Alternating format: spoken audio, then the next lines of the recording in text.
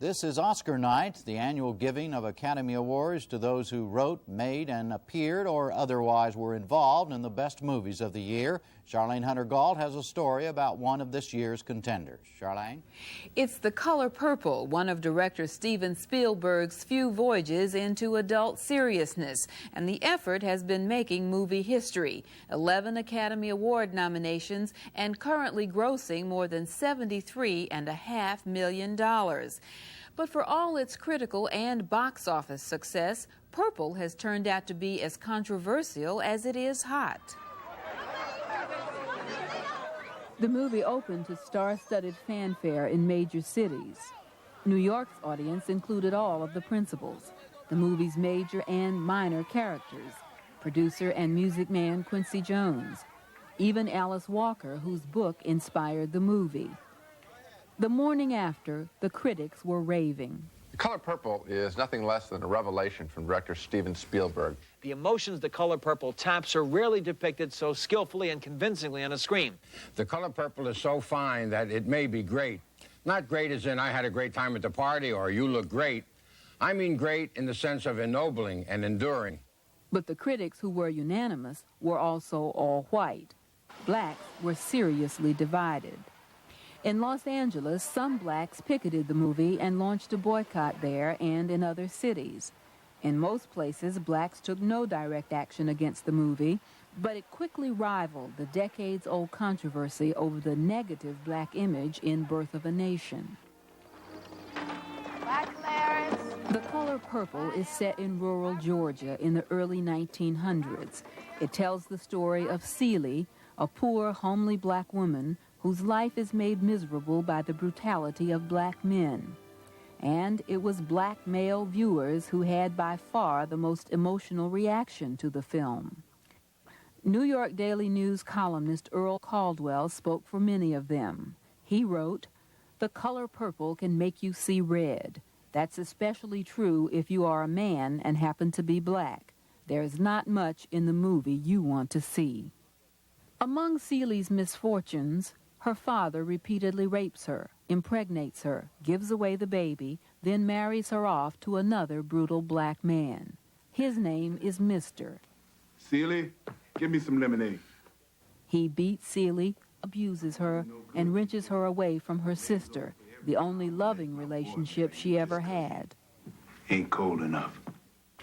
In the end, Celie and the other women in the movie survive, but it is in spite of black men and their cruelty. Very honestly, I wanted to walk out after the first minute. Eugene Jackson is president of Unity Broadcasting Network, a minority-owned radio network. Every African-American male that I know is affronted that has seen the movie. And my good friend Tony Brown, who has not seen the movie, I've heard enough about it, is affronted without even seeing it. For black men like Jackson, the primary issue is the image of black men conveyed by the movie. The problem is that such a movie tends to create a stereotype in the other culture's mind about what kind of people we are. And in no way does that reflect the family relationships that I have ever known about or that I would ever think that could ever be imagined to be occurring in our families.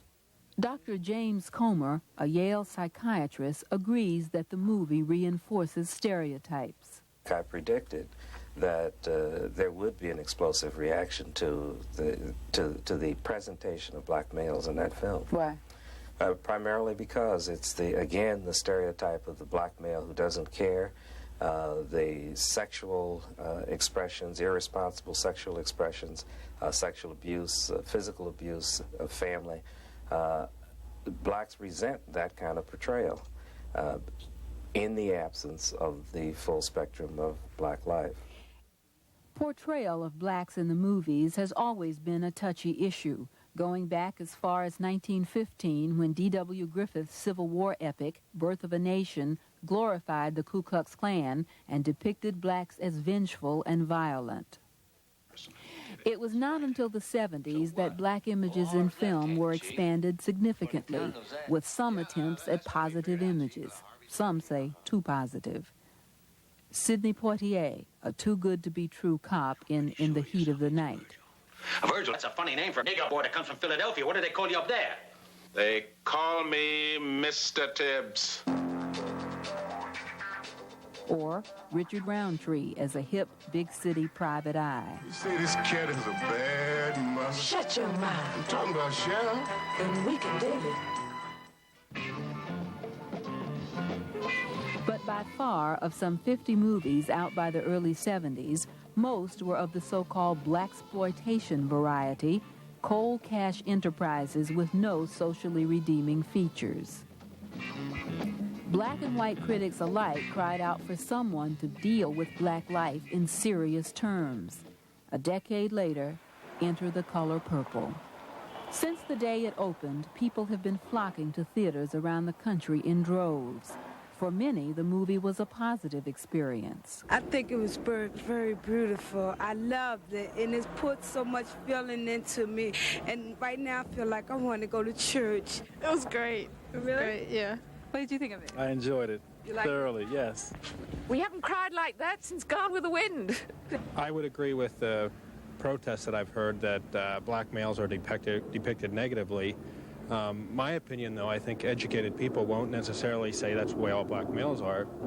But educated black people are among those reacting the most to The Color Purple. This forum on the movie at New York's historic Schomburg Center for Black History and Culture was one of many held around the country. This one was sponsored by the Black Woman's monthly magazine Essence and the New York Association of Black Journalists. Among the panelists, Richard Wesley, who wrote several of the screenplays for Sidney Poitier's films.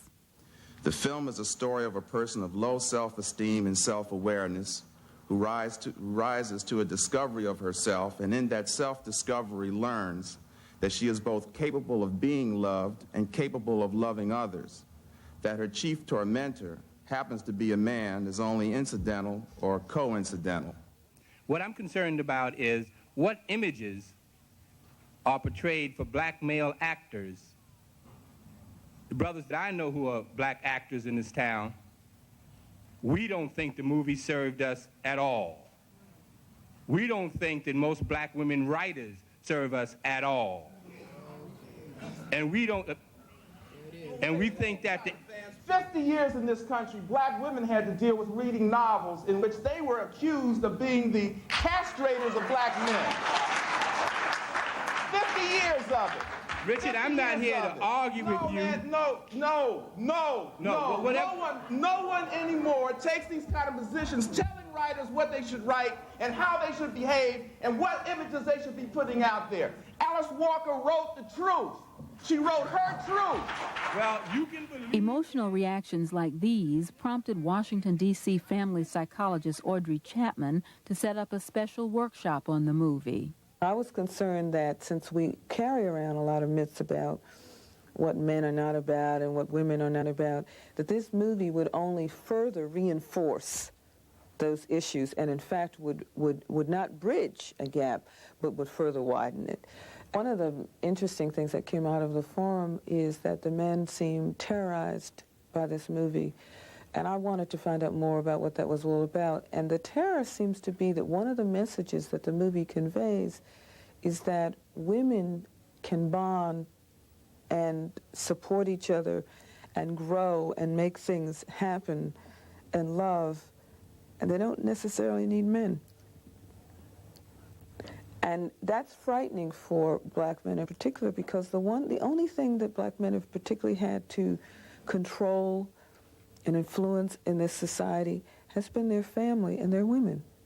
The film is like putting a lighted match to dry grass. It's the tension that has existed in black community between black men, black women, that's really unconscious but has been really brought out by the interest and attention being given to black families right now.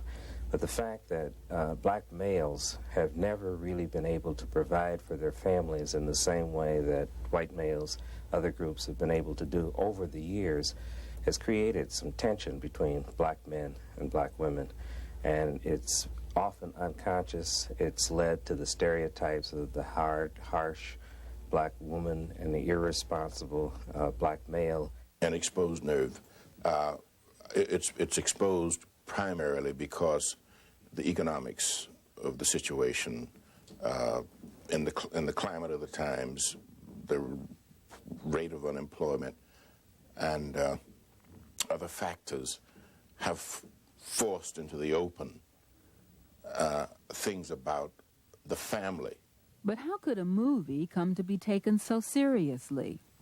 Any group, if it had all the aspects of its life deployed before America in all its various forms, by that I mean, if the blacks had exposure, which touched upon the fact that you might have a black pimp but also a black priest, that the various aspects of the black experience were constantly being exposed, then we wouldn't feel that so much about us is riding on one throw of the cultural dice. Ossie Davis, who with his actress wife Ruby Dee has attempted over the years to make black films of substance, is not optimistic that the situation will change, despite the critical and box office success of The Color Purple. It's ironic that black producers will have to fight the powers that be for access to the black audience, but we really do. And because we're economically weak and cannot put up a sustained battle, you know, we can do a raid, a hit and run, and once in a while we can make a big impact, but we don't stay long. And the real crime in the corporate structure that we know as Hollywood, as far as I'm concerned, is not so much that it will exploit black material for as long as it is economically feasible, and as long as you can find The Color Purple, you'll find somebody brave enough to make it. But once the black experience of the black people cease to be fashionable, we then are put on hold or put back out where we came from. Meanwhile, the movie continues to generate profits and interest and debate. Will all of that be helpful or harmful in the long run? That depends on your perspective. James Comer sees it as a psychiatrist. It'll probably have limited effect, but the catharsis is helpful, because it's out of the catharsis, it's out of the expression of anger that people begin to examine the whole story and look at just what we're talking about, the fact that there are a limited number of stories about the full spectrum of black life, that there are a limited number of stories about heroic black males, black women for that matter. Eugene Jackson thinks the debate is good. I think it's very, very helpful. I think that clearly we now understand the impact of feature films and movies in this country, and that we have a responsibility to put in place certain very strong defenses against certain of these kinds of onslaught. But as a black man concerned about his image before the world, he remains adamant about the movie. Nothing wrong with showing those things which are actual and are happening in our community, but when they are not happening anymore, or if they ever happen, it was an exception, and to portray them as a potential generally expected attitude is inappropriate. Ossie Davis sees it as a black producer and performer. This movie will make no difference, as I said before, unless you can come up with a color purple and then follow it with a color red and a color green and a color black and a color white that will do the same kind of business at the box office. All of those people that Hollywood and the rest of us love and worship so madly now, this time next year we will not know who they are. And it is more than racism that is gnawing at it. It is more than a feeling of inferiority. It's a situation where we in our culture can be used and exploited to make somebody else rich, whereas we cannot possibly use the same thing in the system to even stand up on our own feet. That is the crime perpetrated on us by the outer society. And our crime is that we accept those conditions as if they were handed down by God Almighty, and we wind up debating whether the behavior of Mr. in The Color Purple is something that should be or should not be. That is not the question at all. The question has to do with power.